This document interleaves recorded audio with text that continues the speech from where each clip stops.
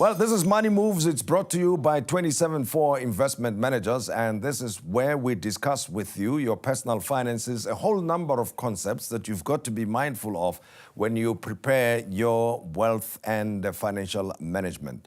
I'm with Eric Meyer here. This time around, a concept that confuses a lot of us, Eric. Well, not all. Those who do it understand it. Offshore investments. What do we mean by that? And then we'll come to my next question, why offshore? Well, offshore investments, so essentially what you're doing is investing a portion of your investable assets globally. So not within South Africa, you're looking at markets offshore, out of the country. So that's essentially what it is. And then perhaps I can get to your next question, why? Well, I want to, firstly, I'll ask about why, but the thing is, there are limitations of how much money you can take out of the country, isn't it? Absolutely. And so we'll get to the technical aspects of how much you can Why? Well, limitation, what you're talking about there is your foreign investment allowance. Okay, yes. So the Reserve Bank limits you to 10 million rand a year. Okay, that's your foreign investment allowance, and then a further 1 million rand with your discretionary allowance. Different procedures for both. So 10 million rand is investable offshore, provided that you have the requisite tax clearance certificate. Sure, sure. Okay. Well, I just wanted to know it's 10 million rands. I thought it would be maybe 5,000 or 10,000. No, so it's a significant amount. It is a significant amount. But why would anybody want to invest offshore when we've got a diversified economy here, and sometimes you feel a bit more patriotic? It seems like people who invest elsewhere are not patriotic anyway. Well, I think you've hit the nail on the head there. Diversification is the key component here.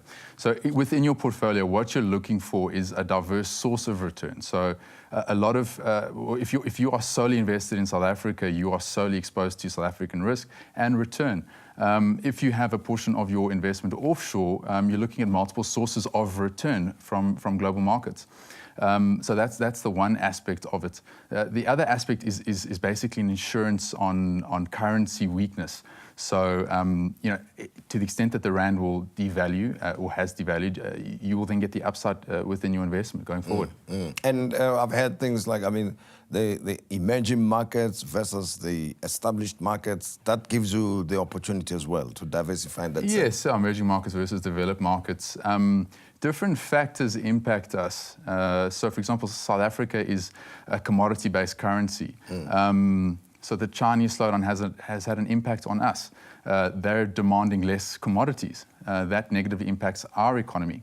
If you compare that to an economy that is not a major commodity producer, they're not going to feel that impact. So again, it's the diversification aspect. Now you're looking at returns abroad from economies that have different they have different profiles, different investment opportunities, different return possibilities. So that's what's key here, and remembering with regard to offshore. But going direct, does it help, or do you need to go through experts who understand these markets and can analyze them much better than an individual? Yeah. Because it sounds complex to me. The nature of the different economies is different from one to the other. Sure. Look, broadly speaking, there's two methods, indirect and direct. Direct, you're referring to your foreign investment allowance, that 10 million rand we mentioned a little bit earlier. Yeah. Look, perhaps there's a stigma in that it is complicated, but it actually isn't. Provided your tax affairs are in order, you make the application for your tax clearance certificate. It's a simple pro forma document, power of an attorney, a statement of assets and liabilities, and it takes a few days. Thereafter, you don't need an offshore bank account. It's an electronic funds transfer from your bank to the... So you can do it even from your local bank account? But remember that you also get the benefit of offshore exposure indirectly. So if you look at your portfolio now, for example, have a look at what the underlying investments are and what the asset allocations are within those underlying funds. So Regulation 28 compliant funds, a portion of the fund, or 25%, is the fund manager is able to invest that globally. Have a look at what your weighting is. To the extent that you're a single-digit exposure in terms of that asset allocation within the fund, perhaps you should consider moving to a different fund. It's things like that you need to be cognizant of. From your own experience, what is the best route? To do it yourself or to get experts like yourself to do it for you? Well, I would recommend speaking to your financial advisor, and this is the reason. There are literally thousands of products out there, and to navigate that can be a challenge. So if I had to use an example locally, if you have a local equity portfolio or you're invested in an equity fund, there are around 476 listed securities on the JSE. Globally, can you imagine what that number is? It's thousands. So if you take, investors would have heard of the MSCI World Index, so the Morgan Stanley Capital International. So it's an index that's tracking over 1,600 listed securities globally in 23 developed markets. That's massive. So basically, what the concern is picking the right product for you, and that's why you need to speak to your financial advisor. Now, I've seen advertising that encourages people to get involved in foreign exchange investments and saying that you'll make more money, this, that. And to my mind, it seems like you need specialized skill and knowledge to be taking part in those types of things. Again, it comes back to our previous question. You definitely need to take advice. There are some serious pitfalls there, but the upside is that it is a lot easier than you think. It's not just for the super rich. It's available to everyone, really.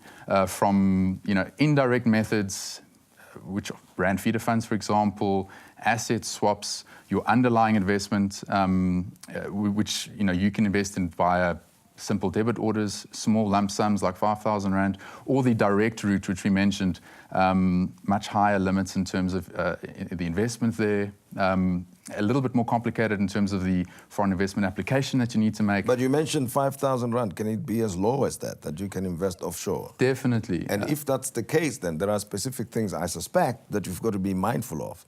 I mean, generally, that you must take into account when you make investments anyway. Well, which would apply even in the case of offshore investments. So let's say you're utilizing a Rand feeder fund. The two things you need to be cognizant of is obviously currency volatility. So to the extent that the Rand is appreciating or depreciating, that's going to impact your investment significantly. And the other thing is the underlying investment. So, essentially what that investment comprises of, whether it's an offshore equity fund, for example. So now you're invested in offshore equities exclusively, or it's a more balanced fund. So you've got exposure to other assets like cash and bonds and such. Okay, so the investment would be in funds typically. It would not be directly into a particular company, buying shares or equity in any particular company. You can. I mean, you can have a bespoke equity portfolio managed on your behalf by one of the institutions. Funds are obviously an option. They range from, as I said, equity funds, balanced funds, listed property funds. It's literally endless.